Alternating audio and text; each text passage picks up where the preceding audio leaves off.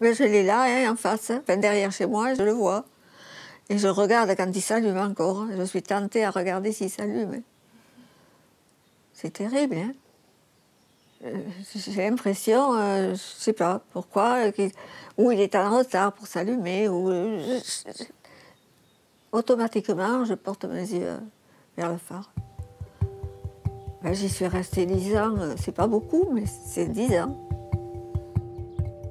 Parce qu'il y a eu la lentille de Fresnel qui a été créée, c'était tellement spectaculaire qu'il décide de mettre en place un programme d'éclairage de toute la côte française. Et dans ce programme, il est prévu de construire un phare à l'entrée du bassin d'Arcachon. Donc c'est l'acte de naissance de ce phare en fait, 1825. Et donc il est construit ensuite, il est opérationnel en 1840. Je me présente. Je m'appelle Eliette Gautreau. Je suis née à Piraillan, dans une cabane de pêcheurs. Je suis venue au Cap-Ferret en 1960. Et depuis, je suis toujours dans la même cabane. Je suis née en 1932, donc j'ai 87 ans, mais pas toutes mes dents.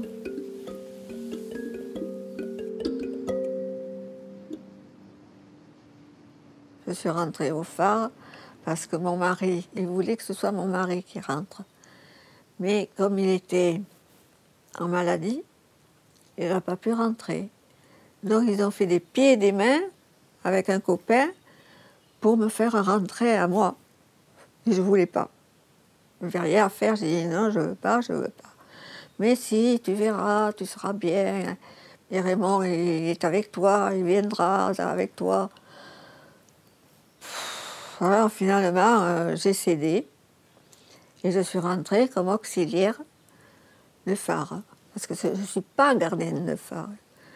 J'étais auxiliaire. Donc j'avais pas quand même j'avais la même responsabilité que le gardien quand il se partait en vacances. Mais autrement, c'était lui le chef. Et j'ai fait beaucoup de travail avec mon mari. Il y en a qui s'imaginent que je ne faisais rien, mais j'en ai fait énormément. Ça me plaisait, hein. Ça me plaisait parce que j'aurais été une paresseuse, j'aurais pas eu envie de le faire. Hein. C'est pour ça que je dois avoir les doigts tout usés. Ah, touchez mes doigts comment ils sont. Vous voyez? J'étais dingue de faire tout ça. Mais c'était le phare, je voulais qu'il soit beau. C'était notre phare, au Ferré-Capien. Voilà. Voilà. Je suis rentrée au phare comme ça parce qu'ils m'ont forcée.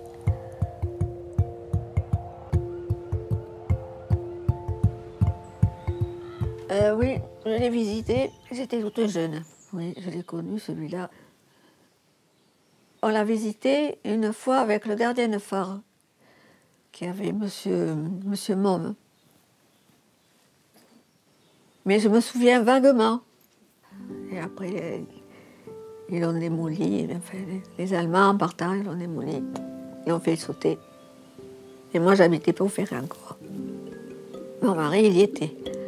Les Allemands utilisent ce phare comme point de repère pour leur artillerie, et s'il y avait un débarquement, ils devaient sauter pour éviter que les Alliés l'utilisent. Voilà, ça c'est la raison pour laquelle il a été miné avant-guerre. Le phare est détruit, donc on a dit dans la nuit du 21 au 22 août 1944, donc à 2h10 du matin. Et effectivement, et donc c'est le jour de l'évacuation en réalité du bassin d'Arcachon, et même de l'Aquitaine de manière générale, des troupes allemandes en fait. Ils se replient.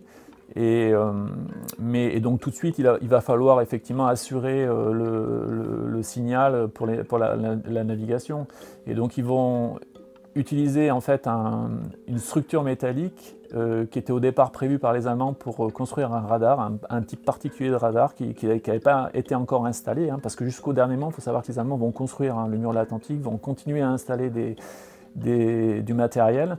Et donc ce radar n'avait pas été installé par les Allemands, et donc tout de suite, les Français vont récupérer cette structure métallique pour créer un phare provisoire. En fait, ils vont monter cette structure et au bout, ils vont mettre un feu dans une demi-bouée pour effectivement assurer cette période transitoire, le temps de reconstruire un phare. Déjà, il faut savoir que c'est la même position, c'est-à-dire que le phare, le nouveau phare, qui a été construit après-guerre, est à l'emplacement exact de l'ancien. Et donc, le phare a été construit assez rapidement, en béton armé, donc ça c'est vraiment la particularité de ce phare, donc ça a été construit assez rapidement, et il a été livré fin 1947, voilà. Mais inauguré bien plus tard en 1949. J'ai ces deux-là qui sont devenus mes beaux-frères.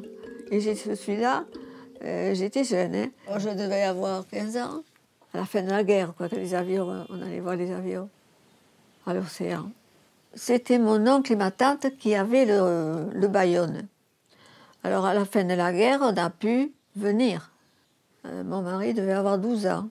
Je les ai connus à cette époque-là. Mais après, on s'est perdu de vue, hein, parce que moi, je ne sortais plus. On s'est retrouvés au bal à Piquet. Mais il venait me voir, on dansait ensemble, et puis voilà. C'était lui ou pas un autre. Voilà. Insensiblement. Vraiment, il était pêcheur, ostréiculteur. Mais il a fait beaucoup plus la pêche avec les équipages qu'il y avait là, avec un équipage, hein, comme il faisait autrefois à la Seine, hein, à l'océan. Avec deux bateaux. Une qui a un moteur et une autre à la rame. Et ils sont plusieurs rameurs. C'est une grande pinassote, comme on appelle. Et ils font la Seine. Nous, on appelle ça la traîne. Avec la pinasse à rame, ils viennent à terre, ils laissent du filet à terre avec des cordages, et ils s'en vont vers le large pour faire un tour et revenir à la plage avec l'autre bout de la Seine, et après ils tirent à terre le filet. S'il y a du poisson, tant mieux. S'il n'y en a pas, tant pis. Ils ont fait de belles pêches là, avec la traîne, la Seine. Et sensiblement, il est rentré dans ma vie, et puis voilà. Et voilà Eliette quand elle avait 20 ans. Elle a bien changé, hein. Eliette a 20 ans. Vous vous rendez compte? Oh, elle est belle, hein? Oh là là, elle aime la montrer, cette photo. Elle aime la montrer. Ah ouais. Elle était petite à côté de lui, parce qu'il faisait 1m80. Oui, Raymond, il s'appelait Raymond. J'aimais qu'il se laisse pousser les rouflaquettes. Je voulais jouer du piano. J'ai appris la musique. Et puis j'ai arrêté et je regrette, hein. Je regrette de ne pas avoir appris de jouer du piano. Alors que ça ne m'aurait pas servi à grand-chose avec tous les métiers que j'ai faits. Je n'aurais pas eu l'occasion de jouer du piano.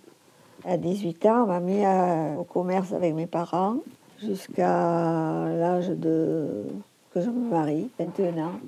Après, j'ai fait l'ostréiculture avec mon mari pendant 20 ans. Quand les huîtres sont toutes mortes, là, je ne sais pas de quoi.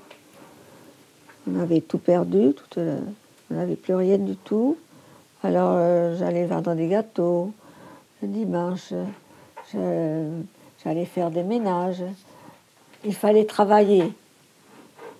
La pâtisserie, vendre des gâteaux, c'était pénible parce que c'était du matin, 8h jusqu'à 2h presque de l'après-midi. On était content quand t'arrivais. Il y avait des gâteaux. Il y avait des gâteaux. Surtout mon père, il était content. On avait droit à 12 gâteaux, et puis d'amour. Oh, il en a mangé depuis l'amour. Mon Dieu. Oui. Et puis après, je suis rentrée au phare. Voilà, là c'est mon mari en haut du phare. Il accompagnait un copain à lui qui avait le vertige, M. Mène. Et mon mari, il avait toujours la casquette. Hein. Alors, pour vous donner une idée, Eliette, elle a fait ces vitres-là. J'étais montée en plus sur un escabeau qui était haut. Hein. Et je voyais le machin dessous. Ah là, je ne l'ai fait qu'une fois au gardien, hein, parce que c'était pas à moi de le faire. Hein. Je ne l'ai fait qu'une fois, puis je lui ai dit l'extérieur, vous les ferez. Moi, je ne vais pas à l'extérieur. J'ai fait des choses que j'aurais pas dû faire. Moi, je suis agent d'accueil.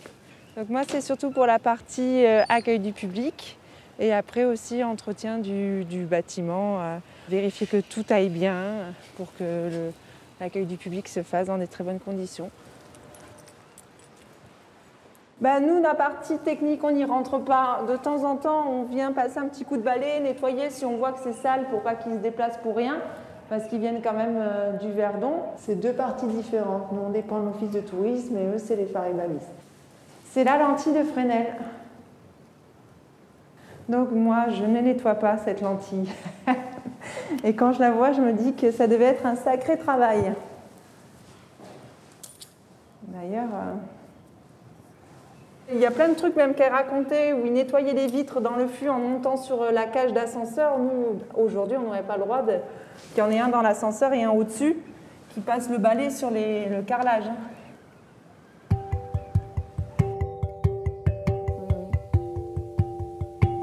C'est joli quand ça brille, ça. Hein. C'est du cristal de roche, hein, le verre. Eh bien, c'était pas de la tarte, hein.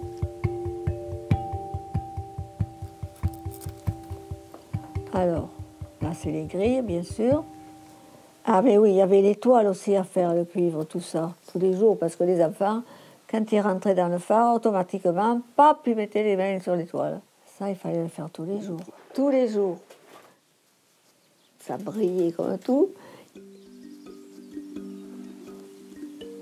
Alors voilà, voilà, là, c'est la salle des machines. Là, oui. Là, il y a le moteur et là, il y a toutes les armoires.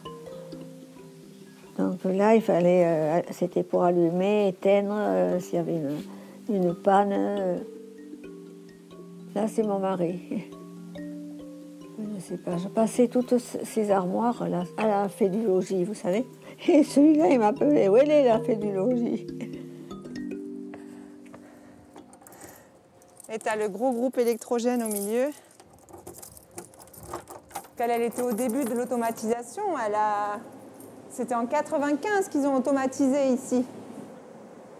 Et maintenant, quand il y a le moindre truc, c'est une alarme au Verdon et ils reçoivent les alarmes là-bas et ils interviennent. Alors, c'est arrivé depuis que je suis là, 2 fois qu'ils ne s'allument pas.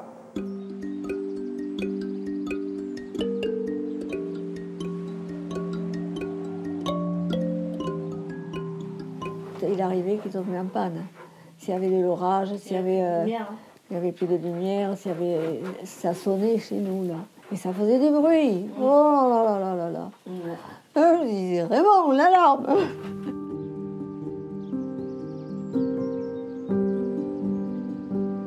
Le matin, on éteint en bas, après on va en haut. Il fallait mettre les rideaux. On mettait des rideaux avant. Pour protéger l'optique, on mettait des rideaux. Après, je faisais le ménage au phare. J'ai balayé, je ne sais pas combien de fois l'allée. Hein. Et il n'y avait pas un grépin dessus.